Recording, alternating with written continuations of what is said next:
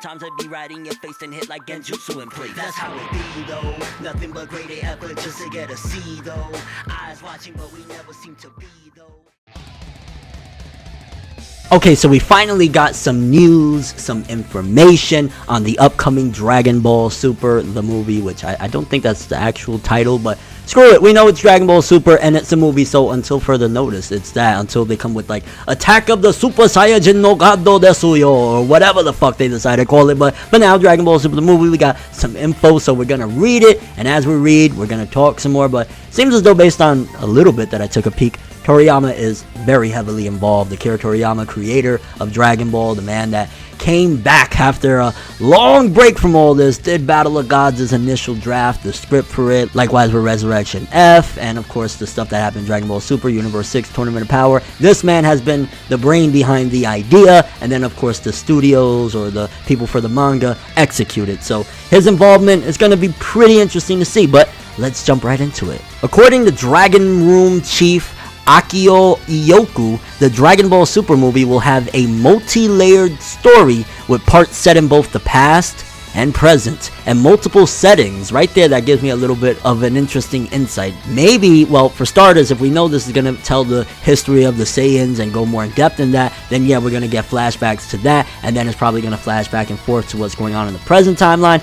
I'm imagining if they're doing it like that and multiple settings, maybe they go to Planet Saddle or some shit in Universe 6, Goku goes off to maybe Earth in Universe 6, now that it was restored by Champa, and maybe that's where he runs into the Saiyan, has a battle, Vegeta and all of them on Planet Saddle, Goku's by himself on this Earth, you know, he don't got none of his peoples, and then we flash back to the history of this new Saiyan and what happened, and again, possibly his connections to Yamoshi. I'm gonna still stick to that because Toriyama came out with this whole Yamoshi original Super Saiyan shit right around the time of the inception, or at the very least the announcement of the Dragon Ball Super movie, but let's continue.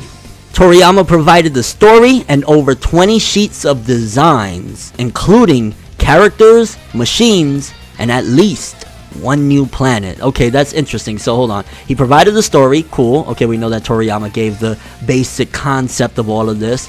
20 sheets of designs, so majority of the new characters I'm assuming are going to be Toriyama designs. Awesome. I love Toriyama's art, including characters, machines, and at least one new planet. I think that almost confirms that at the very least, if it's not the Universe 6 Planet Saddle, then maybe Universe 6 is Earth, but they say at least one new. So it could be more than that. So we could get the Planet Saddle and we can get Earth of Universe 6. It's going to be interesting to see, but Toriyama's involvement in that capacity, 20 sheets of designs, this is the man that when he finished Dragon Ball, he abruptly ended it. His editor didn't even know when he was in the Buu Saga that he was planning to go, I'm done. So for him to have this much involvement, the money's good, I'm sure, and maybe he's a little bit more passionate about this. Maybe he's really hyped because the money is so good and it's like, yo, I could do really cool things and they're accepting it. I'm that OG now, because Toriyama, in case you don't know, he's kind of a funny guy and a bit of a troll. He was trolling before trolling was a thing, so yeah, let's continue. Working out the story with Toriyama was mainly done via email. So Toriyama was like, bro, I'm sitting in my home in my underwear. I'm gonna probably be playing Chala Head Chala in the background while I work with y'all. Y'all don't like it? Tough nuggets. Yo, Toriyama's a Japanese gangster, alright? Nah,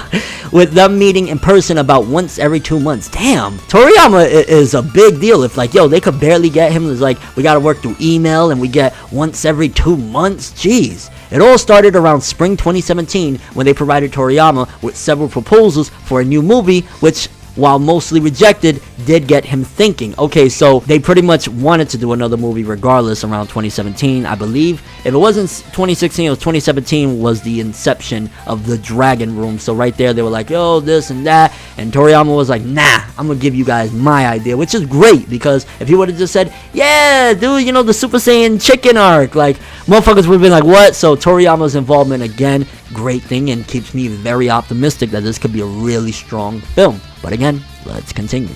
Things sped up once it was decided to make the story about Saiyans, which everybody loves Saiyans. Toriyama provided an initial story in May 2017, which he worried was too short. It was expanded, but then became too long. Toei is now working on pulling it all together. Wow, this has been in the works for a while. It's interesting because did they have the plot of Dragon Ball Super itself played out at that particular point? Because remember, Dragon Ball Super just ended not that long ago in 2018, so in 2017, I doubt they had the whole ending and that this was going to be a continuation. Probably something happened in between everything, and they were like, yeah, we'll just, stop the anime for now and then do this movie, because there's no way in May, I don't think that they had the entirety down to the brim of the ending of the anime and then how this was going to follow up. I think probably that was a happy accident that they were working on a movie anyways and figured, let's just slap it as a continuation to the series.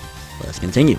Iyoku mentions that telling a complete story in 2 hours is possibly easier for Toriyama than doing the story for a long-running TV anime or TV show, but this reference to 2 hours seems like a figure of speech rather than the literal run of time of the final film. I'm assuming what they're trying to say is that Toriyama handed in about 2 hours worth of content for this movie, and that it's a lot easier for him than doing a long-running show, because you got to think, with a long-running show, you have to pace everything. You have to, okay, if this is the plot and this is what's going to happen in point A and point Z, you got to figure everything in between. But if it's just a movie, it's a straight shot, here we go, bam, done, and he probably has a great time doing it. So that is interesting. Again, like, Toriyama's involvement is just kind of shocking, because Toriyama has said multiple times he's done with Dragon Ball, he don't really want to be involved. It gotta be them checks gotta be delicious, they gotta be sexy. They probably send strippers in bikinis to give Toriyama the big old checks from Toei Animation. Like, one thing Toriyama told him to watch out for when auditioning a new character designer was if they could make a character look cool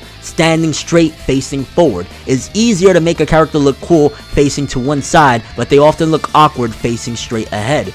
Okay, that's interesting. And again, that just showcases if Toriyama is thinking down to the detail of how cool a character looks in which direction, he's really into this shit. So whether or not they could draw Goku's face was irrelevant, since if they had real artistic skill, they could simply learn that later. First, it was necessary to take care of the fundamentals. Toriyama also thoroughly checked body balance to see if a candidate properly understood the body inside the martial arts uniform. In the end, Toriyama personally selected Shintani as the new character designer. Okay, so they actually even got a new character designer, hence why the movie looks different. That all makes sense why the movie looks very different artistically opposed to the TV anime or the previous two films, Battle of Gods and Resurrection F. Iyoki says it's one of their goals to deliver this film to fans all over the world, but it will still take time once the film is completed for it to be localized and debut overseas. So again, talk of a simultaneous worldwide release might be an exaggeration. We're gonna probably get it, and more than likely I'll probably even be on the red carpet and I'll do a whole big thing, as long as Funimation still was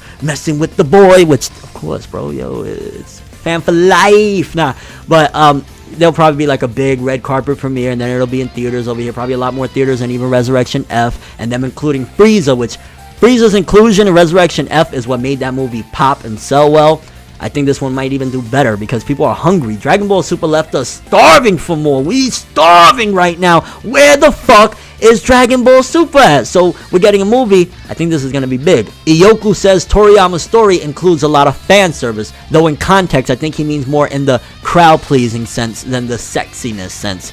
Yeah, I doubt there's going to be like big busty chicks. Well, maybe there might be, but more than likely a lot of Saiyan transformations. I mean, the whole premise, Saiyans themselves, that's fan service, because people love Saiyans, and bringing more of them, that's fan service in and of itself. So the transformations and everything, we might see Uzuru. If we're going on the fan service route, I know a lot of Dragon Ball fans would love to see the return of the Great Ape Uzuru form. Hopefully we'll see that as well. Still, he does say elsewhere that Bulma and the rest of the female cast this time around will be extra cute. Whoa, maybe we might be a different type of Dragon Ball we're talking about. Like, whoa.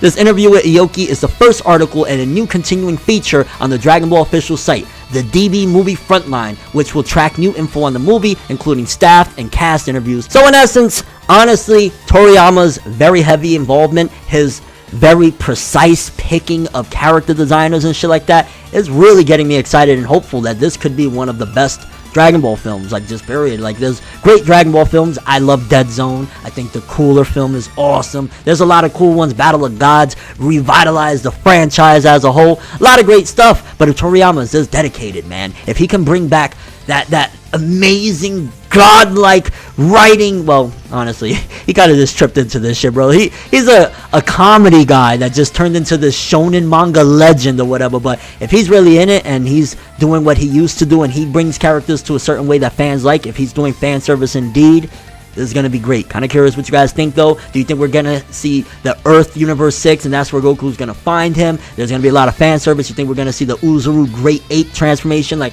what is your thoughts and predictions for this upcoming film? I know we don't have no Dragon Ball anime, bro. I need this film now. And your overall thoughts. But that's all I have for this one. Thanks for watching. Hope you enjoyed. If you liked anything I had to say or enjoyed the video, drop me a like. I'd greatly appreciate it. And if you want more from me, make sure to subscribe. Follow me on Twitch, Twitter, Instagram, and stalk me on Facebook to get more when the video ends. I'm ForneverWorld, and as always, people, have an awesome day. And remember the golden rule: anime and manga for life, boy. Bow. Have an awesome day. Making major moves, laughing at the haters.